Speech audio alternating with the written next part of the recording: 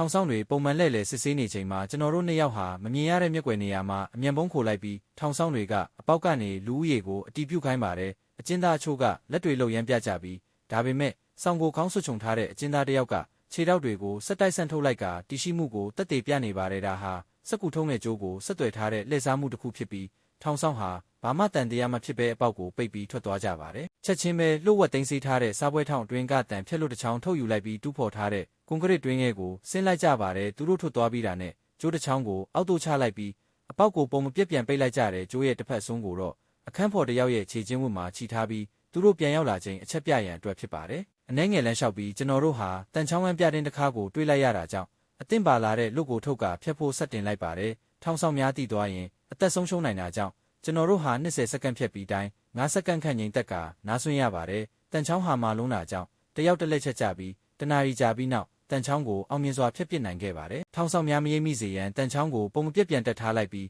ပတ်ဝန်းကျက်ကိုစစ်ဆေးကြည့်တော့ထွက်ပေါက်ရှာတွေ့မယ်လို့ထင်ခဲ့ပေမဲ့တနခါအားလုံးအပြည့်အဝတောက်ခတ်ထားတာကိုတွေ့ရှိလိုက်ပါတယ်ဒါကြောင့်အနီးနားကစွန့်ပစ်ထားတဲ့ပြတင်းပေါက်ပေါင်းတန်ချောင်းကိုတော့အတူအဖြစ်အသုံးချဖို့ရည်ရွယ်ခဲ့တယ်ကျွန်တော်ဖျက်တောက်ဖို့လုပ်နေချိန်မှာပဲပုံမှန်မဟုတ်တဲ့အတန်တွေကြားလိုက်ရတာကြောင့်တိုင်ရဲ့နောက်မှာပုံကွယ်ရင်းစိတ်လှုပ်ရှားနေခဲ့ပါတယ်သူတို့ရဲ့အချိုးအကွေ့တိုင်းကိုမမြင်အောင်ဟန်ချက်ညီညီရှောင်တိန်ရင်နောက်ဆုံးမှာတော့လွတ်မြောက်နိုင်ခဲ့ပါတယ်သူတို့ထွက်သွားပြီးနောက်ချက်ချင်းပဲတန်ချောင်းကိုဖျက်တောက်ကြပြီးတနာရီကြာပြီးနောက်တန်ချောင်းကိုတော့အဖြစ်ပြောင်းလဲပြနိုင်ခဲ့ပါတယ်တော့ဟာအန်ဝင်ခွင်ကြဖြစ်ပြီးအလွယ်တကူဖွင့်နိုင်ခဲ့တာကြောင့်ကျွန်တော်တို့ဟာမှောက်မိုက်နေတဲ့မြေအောက်လုံကောင်းအတွင်းကိုဆက်လက်ဝင်သွားခဲ့ကြပါတယ်နောက်ဆုံးမှာတော့မြို့ရဲ့ရေဆိုးစနစ်ထဲကိုဥတီနေတဲ့တနကားတစ်ခုကိုတွေ့ရှိလိုက်ပြီးတကားပေါ်ကတော့ဟာစပရိန်တော့ဖြစ်နေတာကြောင့်အခက်တွေ့နေခဲ့ပါတယ်ဒါကြောင့်တန်တခါရဲ့အားနည်းချက်ကိုရှာဖွေကြပြီးတကားဟာမျှဝေရနေတာကြောင့်အောက်ခြေရှိတန်ချောင်းကိုဖျက်တောက်ဖို့ဆုံးဖြတ်လိုက်ပါတယ်အားလုံးပြီးစီးချိန်မှာတကားကိုအလွယ်တကူဖယ်ရှားပစ်နိုင်ခဲ့ပြီးအထဲကိုဝင်လိုက်ကတကားကိုလည်းဟန်မပြက်ပြန်ချိတ်ခဲ့လိုက်ပါတယ်အနှဲငယ်လမ်းလျှောက်ပြီးနောက်ကျွန်တော်တို့တွေ့ရှိခဲ့တာက